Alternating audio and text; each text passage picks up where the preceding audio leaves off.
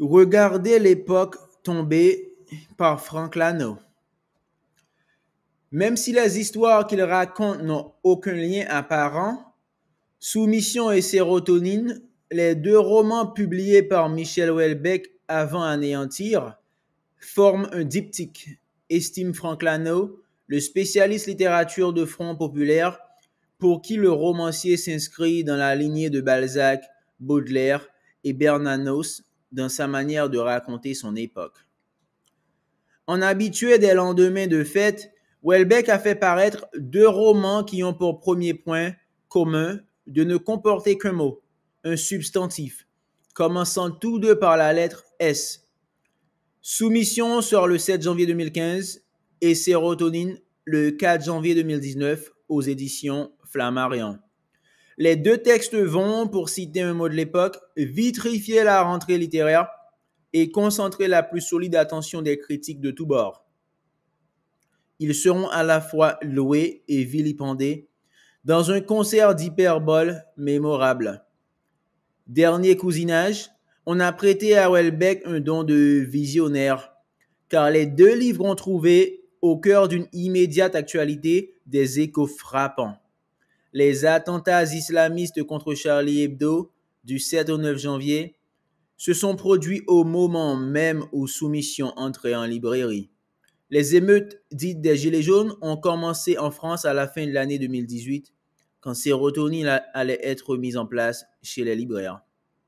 Or, Soumission montre une France qui place à la tête de l'État un président d'origine maghrébine et appartenant à un parti musulman, et Sérotonine fait une large part au malaise du monde rural et à l'exaspération de ce que Christophe Guilluy a appelé la France périphérique. Prophète, Houellebecq, visionnaire? Assurément non, il est poète, ce qui vaut 100 fois mieux. Le poète est celui qui se souvient de l'avenir.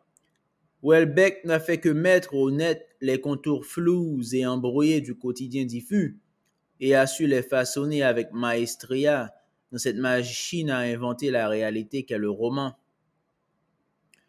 Deux anti-héros de notre temps.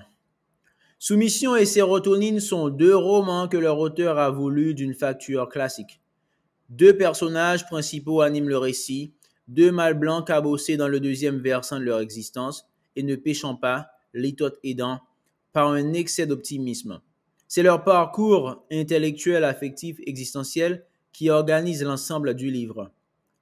Selon Raymond Queneau, les grands romans sont soit une Iliade, soit une Odyssée.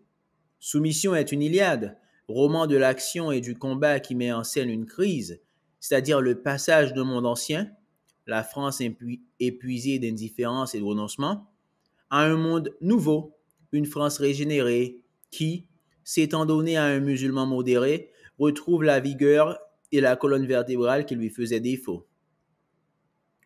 Sérotonine est une Odyssée, roman du voyage et du retour au pays d'enfance, trajet d'un personnage à la recherche de son territoire perdu. La Normandie finissante livrée au monstre froid de la bureaucratie et à la mondialisation heureuse. Houellebecq a conçu deux personnages centraux d'une incontestable proximité.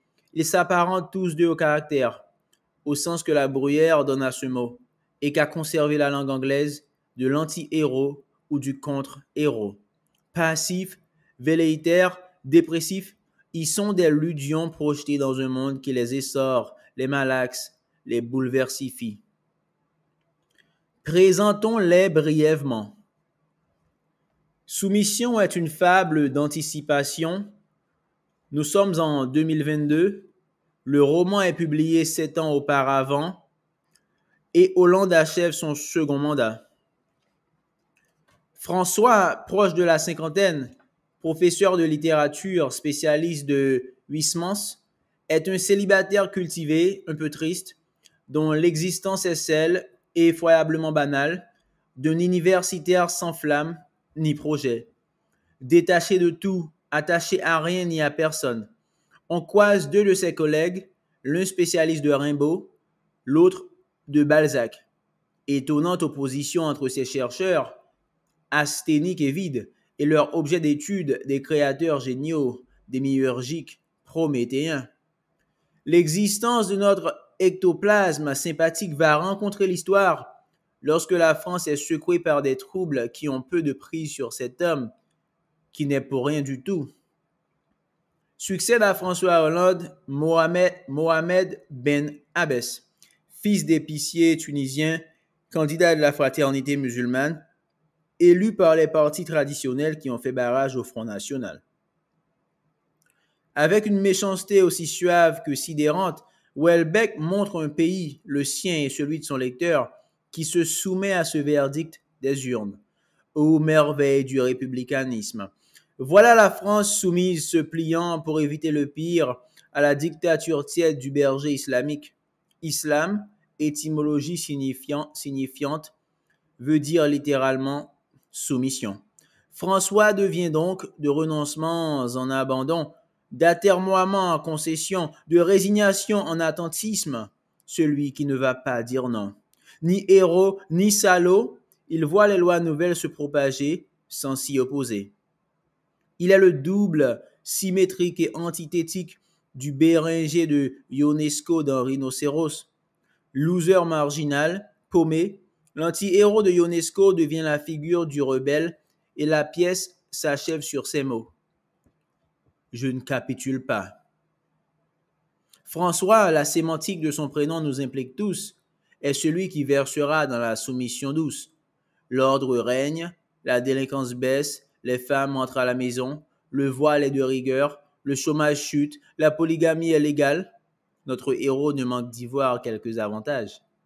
Bref, tout est possible à condition que nous fermions les yeux sur notre passé, sur notre histoire et notre mémoire. Le dernier mot de ce contre-aigre doux est à François. S'il se convertit à l'islam, une promotion est à venir et par conséquent, non, rien de rien, il ne trouve rien à regretter. Si soumission est une sotie de la recomposition politique, sérotonine est un traité de décomposition culturelle. Le héros, bien peu héros en l'occurrence, s'appelle cruellement Florent-Claude Labrouste, emblème assumé du raté.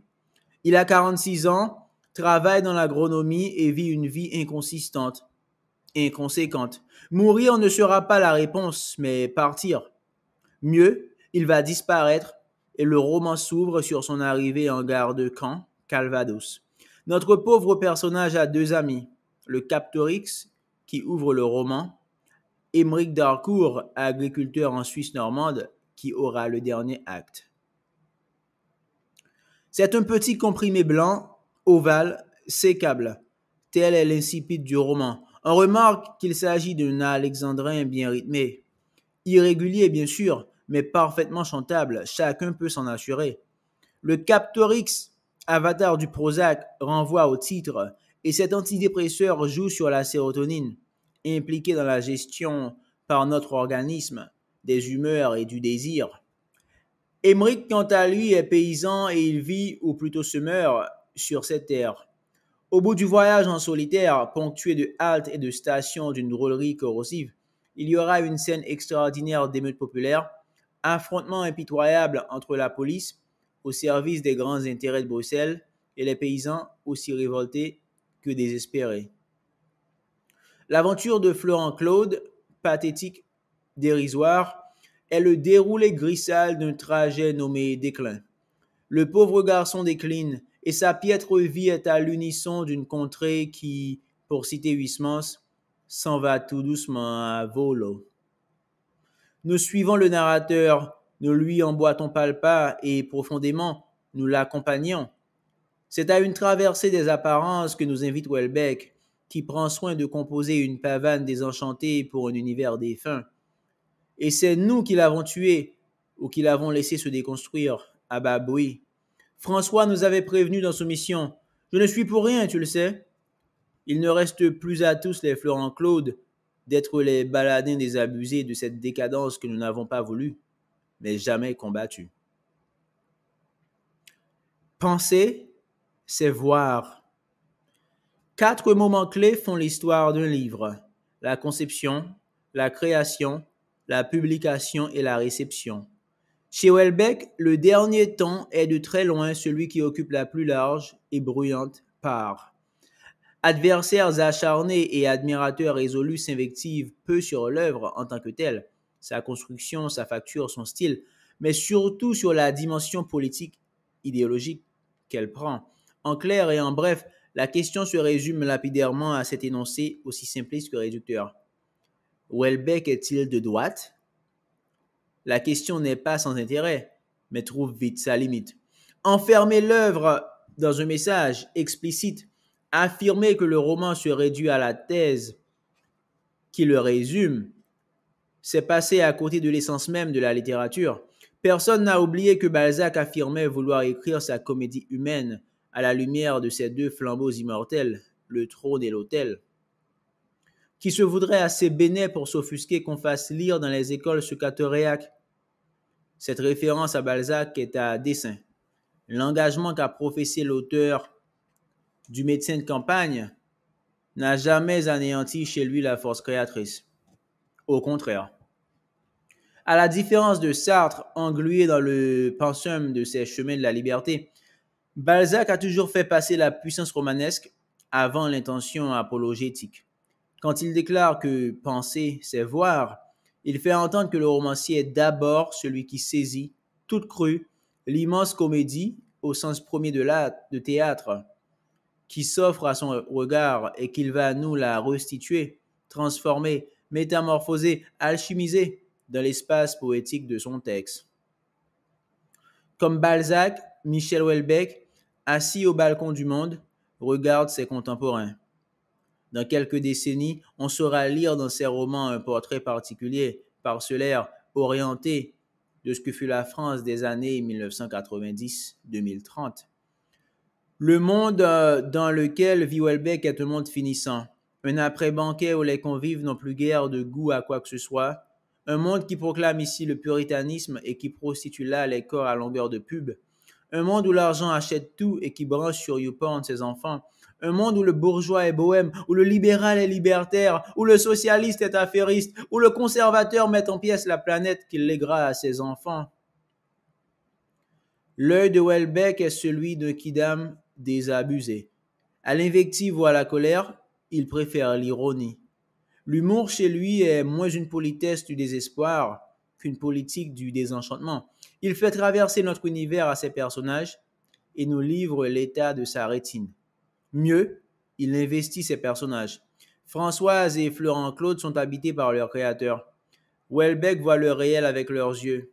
Les clichés, platitudes et idées reçues, au sens flaubertien assumé, qu'orchestre le texte houellebecquien, sont au cœur de la vacuité de notre temps. Ne pas les mentionner, ne pas leur donner un rôle de premier plan, serait rater l'âme creuse de notre société défaite. Malaise de notre civilisation? Assurément. Un malaise généralisé, selon Houellebecq, qui s'épanche et s'étale comme une flasque. La cause? Notre démission, elle aussi généralisée, au sens d'un refus de toute mission, de tout projet. Houellebecq fait songer à cette phrase de Bernanos. Le démon de notre cœur s'appelle à quoi bon? Les héros de M.H. sont sans engagement, sans idéal et privés de transcendance. Ainsi se construit la lecture du réel de ce romancier. Inévitablement, cette peinture du malaise met le lecteur mal à l'aise. En témoignent les réactions de ceux qui détestent la vision du sexe et la sexualité. Elle est effectivement horrible et repoussante, mais elle veut être l'image de notre complaisance à l'endissement de la sexualité au début du XXIe siècle. Le moyen de descendre à la cave pour chercher du charbon sans remonter avec les ménoires dégoûtantes. La chair est triste, affirme Houellebecq, et le dire ne prend sens que dès lors que cela est vécu dans l'intériorité d'un personnage et que cela est montré dans la petitesse de sa vie. Pour l'amour du roman, reste le titre. On attendrait à juste titre le nom d'un personnage, l'indice d'une action, l'annonce d'une aventure. Houellebecq a choisi, pour sérotonine et soumission, deux mots qui programment plus une réflexion qu'une action. Ces deux substantifs sont sans article, posés là comme en valeur absolue, coupés de tout enjeu syntaxique. sont ceux des noms communs qui vont jouer le quasi-rôle de personnage. On mesure à cette ambivalence la parenté unissant le romancier et l'essayiste en Houellebecq qui, dans la grande tradition des romanciers du XIXe siècle, comme dans celle des Gide, Bernanos et Céline, veut faire germer des interrogations, veut inquiéter et déranger. C'est pourquoi il a choisi de ne pas être totalement au dehors, comme l'essayiste, ni absolument au dedans, comme le conteur. Houellebecq, pour le dire d'une formule, se place résolument dedans. Il est à la fois le commentateur du spectacle et son protagoniste. Il déambule avec son héros, lunaire et paumé, et fait entendre en même temps une voix de surplomb, ténue et pointue. Ce dedans détonnant, voilà qui choque et désoriente et désarçonne ses contenteurs. Voilà qui fait jubiler qui adhère à cette urticante atopie de l'écrivain. Il serait illusoire de chercher en Houellebecq on ne sait quelle curieuse consolation. C'est une chanson grise continue qu'il délivre a cappella, verlénienne en diable, mais sans rien qui viendrait en atténuer la désolation. Cet arpenteur drôlatique de notre bas empire est un irremplaçable sociologue pour qui la sociologie est un sport de constat. Montrer le monde, le donner à voir, et si le trait tire au noir, c'est que son œil a la paupière lourde et fatiguée. Mais désolation n'est pas désespérance. Rien de plus roboratif que les amers syllogismes de Cioran. Revenons à Bernanos avec la suite de la phrase que nous avons citée. Ouvrez les guillemets. L'enfer, c'est de ne plus aimer. On ne saurait expliquer les êtres par leurs vices, mais au contraire par ce qu'ils ont gardé d'intact, de pur, par ce qui reste en eux de l'enfance, si profond qu'il faille chercher. Fermez les guillemets. Loin de moi l'intention d'enrôler Houellebecq chez Bernanos, mais comment ne pas être étonné, mutatis mutandis, par ce passage de soumission. Ouvrez les guillemets. Je ne crois pas me tromper en comparant l'amour à une sorte de rêve à deux, avec, il est vrai, des petits moments de rêve individuels, des petits jeux de conjonction et de croisement, mais qui permet en tout cas de transformer notre existence terrestre en un moment supportable, qui en est même, à vrai dire, le seul moyen. Fermez les guillemets. Où situer Houellebecq? L'adjectif qui lui est souvent accolé et qui correspond somme toute assez bien à sérotonine et soumission est celui d'antimoderne. Devant le progrès joyeux des hommes enceints et des adultes à trottinette, devant le spectacle coloré des genres fluides et de la location d'utérus, devant la faillite avérée de l'enseignement et la numérisation généralisée, Houellebecq ne part pas en guerre, il met crosse en l'air. C'est un homme contre. Antimoderne serait alors celui qui prend acte de l'entreprise de démolition, qui la contemple et l'ausculte et en dresse, laconique, moqueur, vachard, le procès-verbal. Peut-être ultime coup de canif contre la déglingue, quoi-t-il à l'encre de sa plume. Ce bonhomme me fait vraiment penser à Baudelaire, le vrai, le dur, le timbré majuscule, interdit de publication par les belles âmes de son temps. C'est le diable qui tient les fils qui nous remuent. Aux objets répugnants, nous trouvons des appaces. Chaque jour vers l'enfer, nous descendons d'un pas, sans horreur, à travers des ténèbres qui puent.